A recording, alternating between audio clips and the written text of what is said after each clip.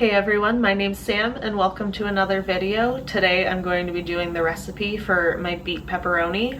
I'll then be using the beets to make a beet pepperoni pizza, and I'll show you how I make mine gluten-free, but you can also use whatever dough, sauce, and cheese you'd like. It's a pretty simple recipe, but you're going to need about half an hour to let the beet slices soak in the marinade. And these are all the ingredients you're going to need. 1 beet, washed and peeled, maple syrup, soy sauce or tamari or liquid soy seasoning, liquid aminos, whatever, some liquid smoke, cayenne pepper, dry mustard powder, some ground fennel, smoked paprika, garlic powder, and some black pepper. For the beet, I like to leave just like this little stem thing on so I have something to grab it by. And the first thing you're going to want to do is slice up the beets. If you have a mandolin, that'd work great, but I don't have one. Or if you have a sharp knife and good knife skills, but I found a hack and I'm gonna use the blade from my food processor. This isn't actually the food processor blade, it's like the attachment that you can slice and shred things. So I just use this thing right here to get some nice thin beet slices. So I'll show you how I do the slicing of my beets. Whatever you do, be careful on this step.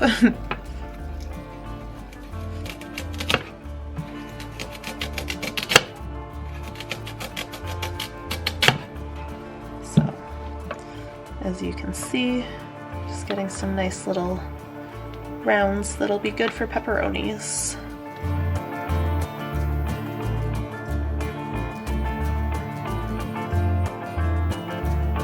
So I didn't use the whole beet, as you can see, but got a couple of half slices, but I did get a decent amount of rounds. So this is gonna be your pepperoni. So now you just need to make the marinade and then place that inside of it. You're gonna wanna get a little container of some sort that you can mix the marinade in, and then that'll fit all of your beets. So I'm gonna start by using 1/3 cup of my liquid soy seasoning or soy sauce, whatever. This is just gluten-free, so we use it, and it's cheaper than buying tamari. We're gonna do 1 teaspoon of maple syrup or whatever sweetener. And then you're gonna want 1/2 teaspoon of your liquid smoke, 1/2 teaspoon of cayenne pepper. I just spilled some, but 1 teaspoon of dry mustard powder. Gonna do 1.5 teaspoons of ground fennel, 1 teaspoon of smoked paprika. Oh my god. This is a disaster. That's supposed to be 1 teaspoon. The problem is my spoons are dirty and I don't want to stick them in the spice jars, so I just keep spilling it all instead. But we're also going to add 1 teaspoon of garlic powder. This one I won't spill everywhere as much. And then the last thing is just add in as much black pepper as you want. Now that I have everything in here, I'm just gonna mix it all up and then put the beets in it.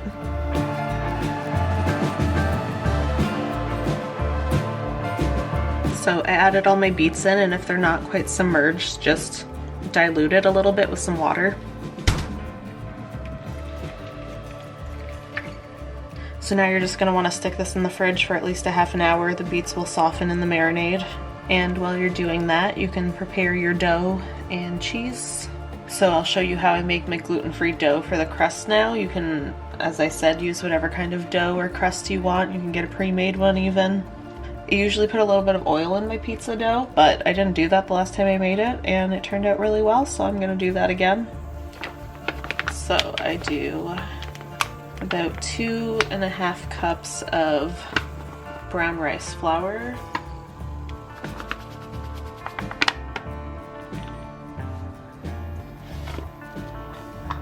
And then I do 1/2 cup of cornstarch. You can use tapioca starch too, but I feel like cornstarch generally works better. I'm also gonna do about a teaspoon's worth of xanthan gum. Do like 1.5. And then from here, I'll usually just put the liquid straight in. I don't really use yeast ever when I'm making doughs because it's more frustrating to use than it's worth it for me. But sometimes I will put a little bit of baking powder in my dough. I'm gonna do that right now. It does make the crust all cracked, but it does give it like a nice little rise and it still holds together well, so I'm gonna do it anyway. I'll just do about a teaspoon and a half of this as well. So I'm gonna mix this all up and then I'll start adding my water to it. I'm gonna start by adding in about a cup of water.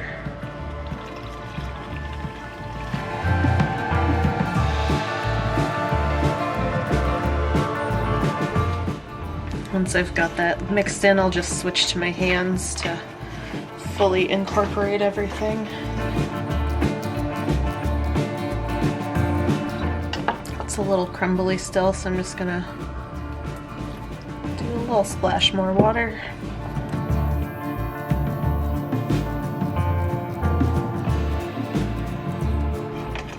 So you should get a nice dough ball that'll stay together, and then I just like to kind of knead it for a couple minutes.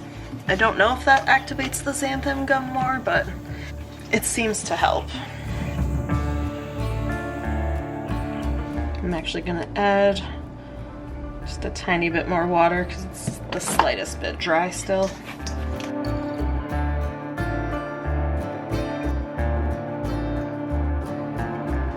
So I got that now. I'm just gonna preheat my oven to 350 so that I can cook this for about 10-15 minutes before I put the toppings on it. So here's my crust once I've pressed it and stabbed some holes in it, and now I'm just gonna bake it in the oven for about 15 minutes just while I'm making the cheese sauce to go on top of the pizza.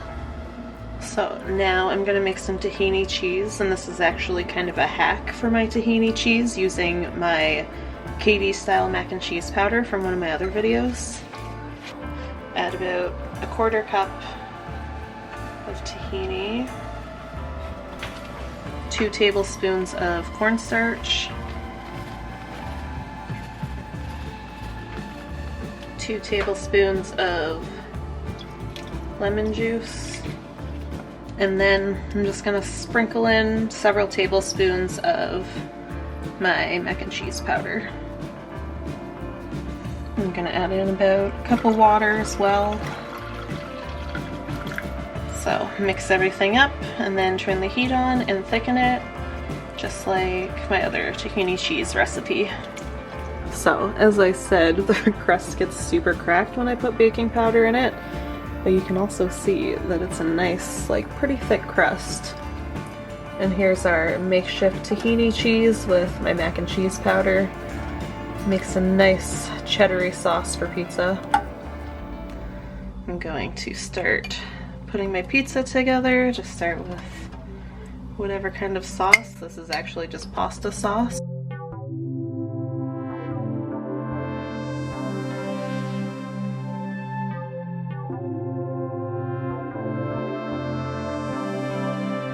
So once you got your cheese and sauce on there, you can add your beet pepperonis. I try to put them in spots where I know I'm not going to be cutting the pizza because they are a little bit difficult to cut through.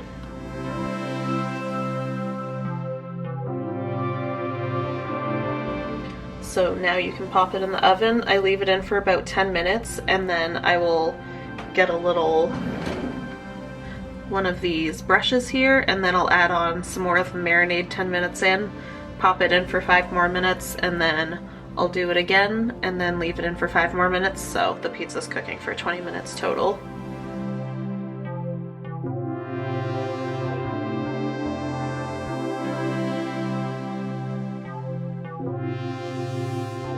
The pizza's out of the oven now and it smells and looks amazing. I've already made this a few times, so I know it's delicious, but might as well have a little bite. I already bit this one when I was taking pictures.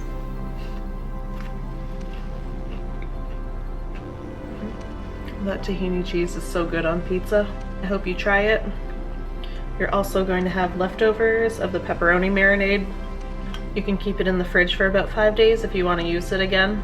I hope you enjoy this recipe. Let me know if you try it. Make sure you subscribe to me on YouTube and follow me on Instagram at Hemp Vegan Love. I also have a blog now too, so I'll be sure to write the recipe on that and share the link, so keep an eye out for that. I hope everybody has an amazing day, and I'll see you all next time.